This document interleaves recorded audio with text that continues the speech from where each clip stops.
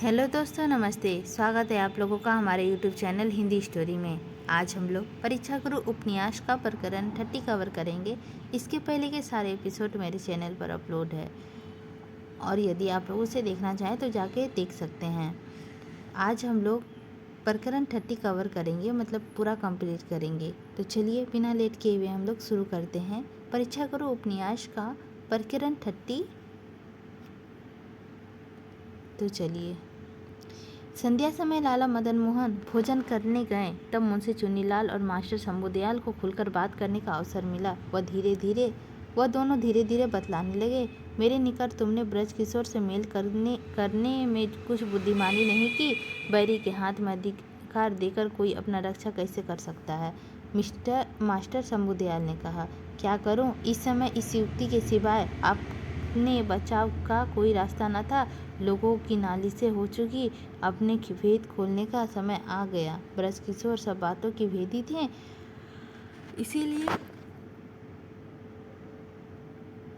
मैंने उन्हीं से जिम्मे में इन बातों को छिपाने का बोझ डाल दिया। वह अपने विपरीत कुछ न करने पाए। मुंशी चुन्नीलाल ने हीरालाल की बात उड़ाकर कहा, परंतु अब ब्रजकिशोर तुम्हारा भेद खोल दे तो तुम कैसे अपना बचाव करो? हर काम में आदमी को पहले अपना निवास का पूरा रास्ता सोचना चाहिए। अभिमन्यु की तरह धूमधाम कर चबारो चक्रव्यूह में घुसे चले जाओगे तो फिर निकलना बहुत कठिन होगा। पतंग उड़ाकर डोर अपने हाथों में ना रखोगे तो उसके हाथ लगाने की क्या उम्मीद रहेगी? मास्टर शंभुदयाल ने कहा। मैंने अपने निकास की उम्मीद केवल ब्रजकिशोर के विश्वास पर बांधी है, परंतु उनकी दो एक बातों में मुझको अभी संदेह होने लगा। प्रथम तो उन्होंने इस गए बीते समय में मदन मोहन से मेल करने में क्या फायदा बेचारा है, और मेहनतने में लालच से मेल किया भी था, तो ऐसी जल्द ही कागज़ तैयार कराने की क्या जरूरत थी?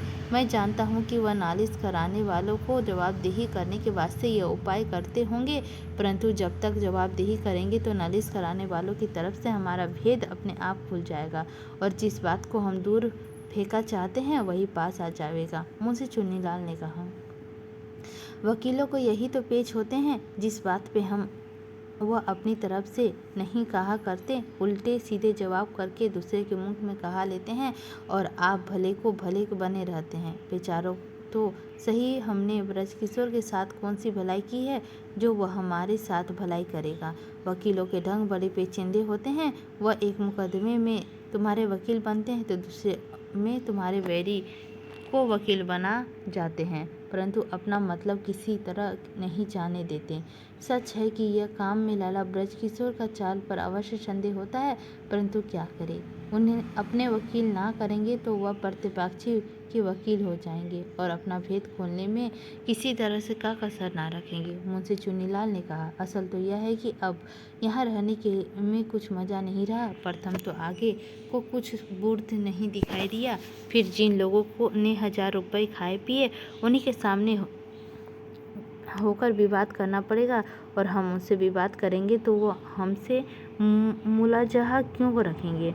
हमारा भेद क्यों छिपावेंगे? कभी कभी हम उनसे लाला साहब के हिसाब को लिखवाकर बहुत सी चीज़ें घर ले गए हैं। इसी तरह उसके यहाँ जमा कराने के वास्ते लाला साहब से रुपए ले गए थे, वह अब उनके यहाँ जमा नहीं कराए। ऐसी रकम की बाबत पहले तो यह विचार था कि इस समय अपना काम चला ले, फिर जहाँ की तहाँ पहुँचा देंगे कि, परंतु पीछे से ना तो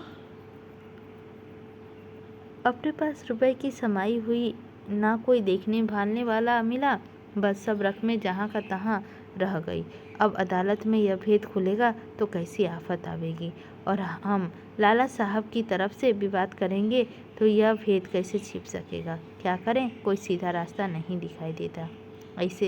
यदि ऐसे ही पाप करने लगे तो बच जाए कहते तो संसार में पाप पुण्य का विचार काहे को रहता? मुझको तो अब सीधा रास्ता यही दिखाई देता है, जो लगे जो हाथ लगे सो ले लिवाकर यहाँ से डिफ्यूचर हो। ब्रजकिशोर तुम्हारे भाग में इस समय अब फंसा है। इसके सिर मुक्त का छप्पर रख कर अलग हो बैठो।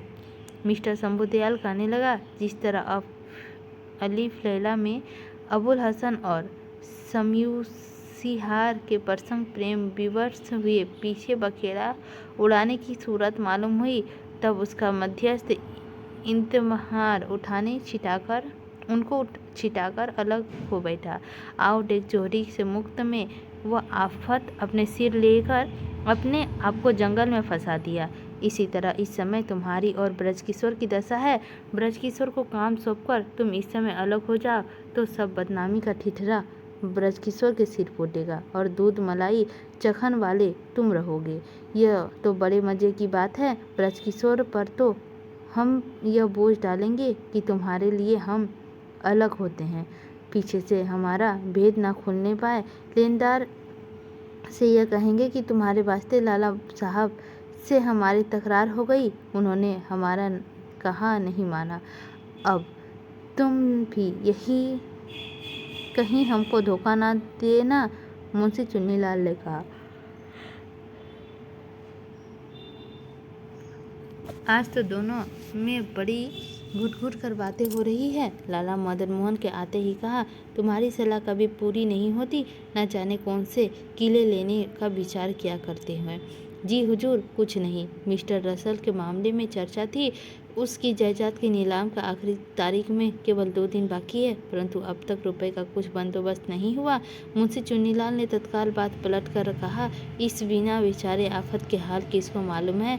तुम उन्हें लिख दो कि जिस तरह हो सके थोड़े दिन में मोहलत ले ले, हम उसके भीतर रुपए प्रबंध अवश्य करवा लेंगे। लाला मदन मोहन ने कहा, मोहलत पहले कई बार ले चुके हैं, इसमें अब मिलनी कठिन है, परंतु इस समय कुछ गहना गिरवी रखकर रुपए का प्रबंध कर लिया जाए तो उसकी जायदाद बनी रहे और धीरे धीरे रुपए चुका कर गहने भी छुड़ा लिया जाए। मिस्टर शंभुदयाल के जाते जाते सिप्पा लगाने की युक्ति की और मनोर्थ था कि उनका रकम हाथ न लगे और किसी लेनदार को भली भांति लाभ उठाएं, अथवा मदन मोहन मांगने योग्य ना रहे, सबकी सब रकम आप ही प्रसाद कर जाएं, अथवा किसी के यहाँ गिरवी भी तो धरे तो लेनदारों की कुर्की करने के लिए उसका पता बताकर उसको भली भांति हाथ लंगे अथवा माल को नीचे दबे पीछे और उसकी युक्ति से भरपूर फायदा की सूरत निकले।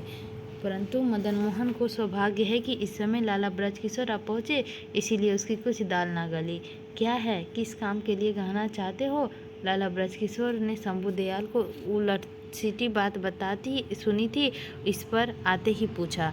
जी नहीं, कुछ नहीं, यह तो मिस्टर रसल की चर्चा थी। मुंशी चुन्नीलाल ने बात उड़ाने के वास्ते गोल गोल कहा। उसका क्या लेन देन है? उसका मामला अब तक अदालत में ही तो नहीं पहुंचा? लाला ब्रजकिशोर पूछने लगा। वह एक नील का सौदागर है और उस पर 20-25 हजार रुपये का अपने लेने हैं। इस समय उसको नील की कोठी में कुछ बेसवन्नी दूसरी की डिग्री में नीलामी पे जगह थे और नीलामी की तारीख केवल 2 दिन बाकी है। नीलाम हुए पीछे अपने रुपए पलटने के किसी तरह नहीं ले सकते। लाला मदन मोहन को ने लजाते हुए कहा, अभी आपको अपने कर्ज का प्रबंध करना है और यह मामला केवल मोहलत लेने से कुछ नहीं दिन टल सकता है। लाला ब्रजकिशोर ने अपने मन का संदेश छिपाकर कहा, मैं जानता हूँ कि मेरा कर्ज चुकाने के लिए मेरे मित्रों की तरफ से आजकल में रुपया आ पहुँचेगा। लाला मदन मोहन अपनी समझ मुजीब जवाब दिया, और मोहलत कई बार लेनी गई है, इसमें से मिलना कठिन है। मिस्टर शंभुदयाल ने कहा, मैं ख्याल करता हूँ कि अदालत को विश्वास योग्य कारण बता दिया जाए और मोहलत अवश्य मिल जाएगा। लाला ब्रजकिशोर ने कहा, और जो लोग ना मिले। मिस्टर शंभुदयाल हुज्जत करने लगा, मैं अपनी जमीनी देकर जायदाद नीलाम ना होने दूंगा। ब्रजकिशोर ने जवाब दिया, और अब शंभुदयाल को बोलने की कोई जगह ना रही। कल कोई मुकदमा की तारीखें लग रही है। और अब तक मैं उसके हाल में कुछ भेदी नहीं हूँ। तुमको अवकाश हो तो लाला साहब की आज्ञा लेकर थोड़ी देर के लिए मेरे साथ चलो। लाला ब्रजकिशोर ने मुंशी चुनीलाल से कहा। हाँ हाँ, तुम साथ जाकर सब बातों को अच्छी तरह समझा जाओ। लाला मदन मोहन ने मुन्नी चुनीलाल को हुक्म दिया। आप इस समय किसी काम के लिए किसी को अपना गहना ना दे। ऐसे अवसर पर ऐसी बातें की तरह तरह का डर रहता है। लाला ब्रजकिशोर ने जाती बार मदन मोहन को संकेत में कहा और मुंशी चुनीलाल के साथ लेकर रुखसत हुए। आज लाला मदन मोहन की सभा में वह शोभा न थी। केवल चुनीलाल, शंभुदयाल आदि 2-4 आदमी दिखाई देते थे, परंतु उसके मन में बुझे हुए थे। हंसी चुगल की बातें किसी के मुख से नहीं सुनाई देती थी।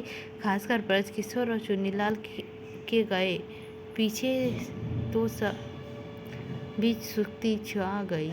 मकान सुनसान मालूम होने लगा। शंभुदयाल ऊपर से मन में हंसी चुगल की कुछ बातें बताता था, परंतु उसमें से मोम के फुलके की तरह कुछ रस न था। निदान थोड़ी देर इधर उधर की बातें बताकर सब अपने अपने रास्ते लगे और लाला मदन मोहन भी मुरझाए चित से पलंग पर आप जा लेटते।